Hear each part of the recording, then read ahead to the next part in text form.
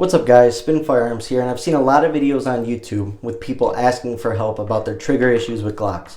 Also, I've ran into this issue myself, and on top of that, like I said, recently people have asked, what is the problem, how can I fix it, and so on. So I thought I'd make a video. YouTube won't let me put a video out if I go into detail, so I'm going to do my best. Anyways, so the main thing for a dead trigger on a Glock, there's a bunch of things that go into it, but some of the biggest things are, one, the connector. If you swapped out to an aftermarket connector, that could be the issue, the bend angle, and so on. But a big one, when people take their firearms apart to clean them or swap out a new part or do a mod, and they go to put their trigger bar in, they have their trigger housing, and they go to fold your trigger spring that's latched on, they go to fold their trigger into there and put it on the connector. That trigger spring has to be in the shape of an S. It has to be curled around and like this onto your trigger bar. It can't be turned sideways. It can't be a loop like this and then a loop sideways. That trigger spring is very important.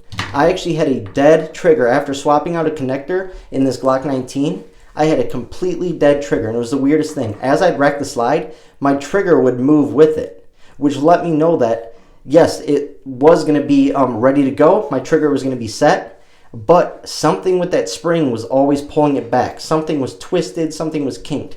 So that little spring that has the little loops at the end that you connect to your trigger housing and then onto your trigger bar, that has to be in a perfect shape of an S. If it's twisted when you go to put your trigger bar back into your housing and then ready to set in your firearm, that has to be in the shape of an S.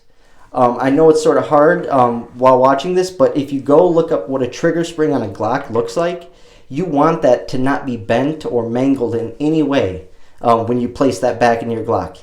And for me, like, I wasn't paying attention when I wrapped that trigger bar back in there, and that's exactly what the issue was. Once I took that spring out, put it back on, put it normal, and it was like this shaped, like this, and then you have all the coils, and then like this, it was ready to go and started working again. So anyways, that is how you can fix a dead trigger or a failed trigger reset on a Glock. Thanks for watching.